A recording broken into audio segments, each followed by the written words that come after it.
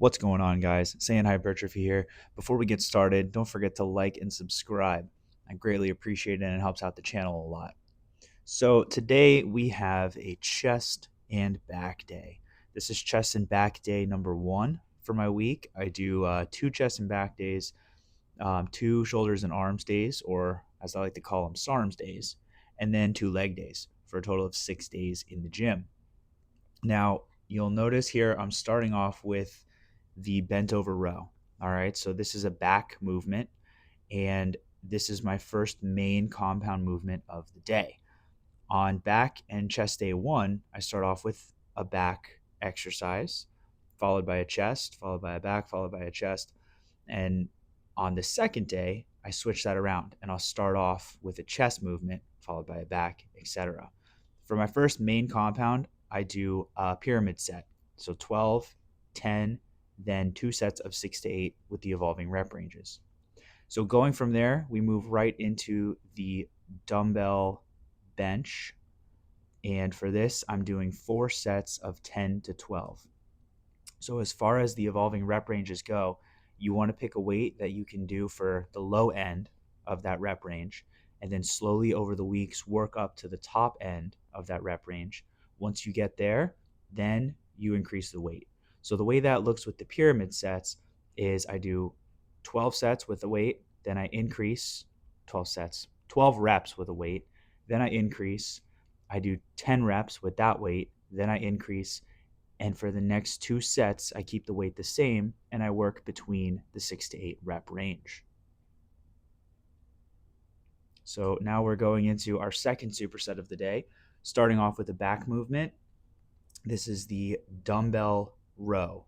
So this is a unilateral exercise, whereas the first main compound was a bilateral exercise. We're moving with the bar versus here moving with the dumbbell. So it allows you to put more focus and emphasis on one side over the other. Really feel the squeeze, really feel the stretch. And for this, I'm doing again 4 sets of 10 to 12. Most of the exercises that I'm going to be doing are in the 4 sets of 10 to 12 range. There are a few exceptions we'll get to as we go on, but that's where I like to keep it right now, with the exception of that first compound movement. So you can see here I'm doing the other side. I like to brace myself against the bench at a little bit of an incline there. And that just sort of helps to put me in a good position. I get a really good stretch at the bottom, and I sort of allow that dumbbell to come more midline as I go down. Then I pull back up, leading with the elbow and getting a good contraction in the back.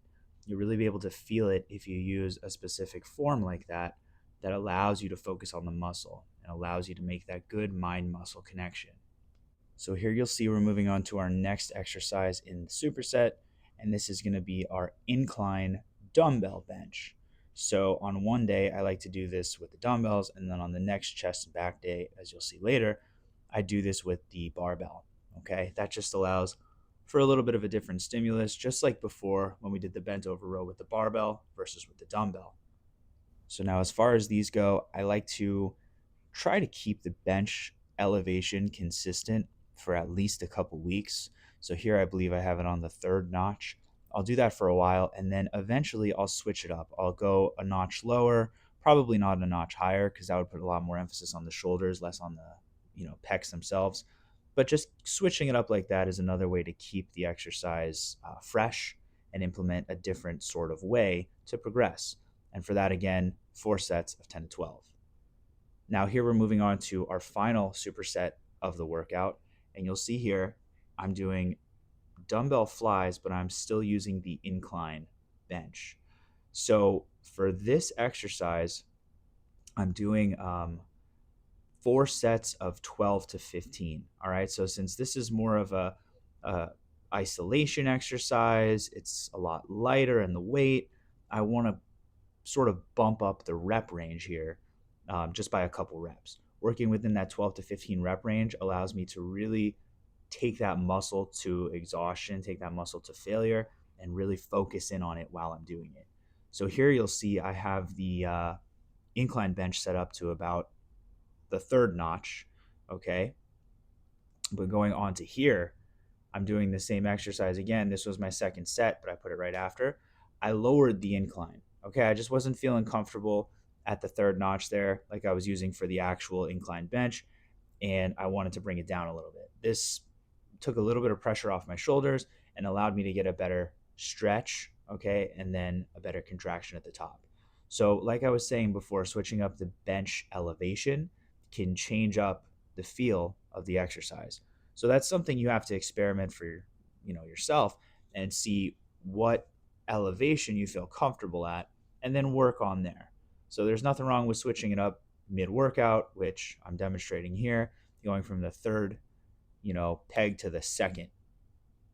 Now, this exercise is, I think, superior to the flat dumbbell fly, but could also be substituted with that as well. And that brings us to the final exercise of the workout. I like to do abs very frequently throughout the week, and this is by far my favorite ab exercise, the cable crunch. So you'll notice here I'm using the V bar as my handle, and I do have the straps. I don't want my grip to fail. It's the end of the workout. I want to take the grip completely out of the equation and just let my abs go to failure. You'll notice that I kind of let the bar and the rope go up a bit right there. You'll see that's just my version, my way of getting a better stretch on the abs. You want to think about this movement as like the cat and cow position in like yoga, where you're arching the back and then rounding the back. If you're familiar with, yoga or whatever, you know what I'm talking about. But really getting a good stretch at the top and then a solid contraction at the bottom is going to take those abs way through failure. It's a great exercise to build thick, blocky abdominals. So that's the workout there. That is my first workout of the week, chest and back day one. Let me know what you think in the comments. Feel free to try this out for yourself. Um, yeah, I've been running this program for a month and a half at this point. I really like it. I've done it in the past, and this is one that I always come back to.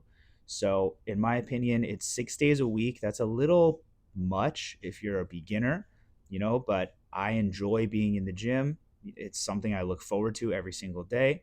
So it keeps me, doing it, keeps me excited. So drop a like, drop a comment. Don't forget to subscribe. Appreciate you guys. Let me know what type of video you'd like to see next. Peace.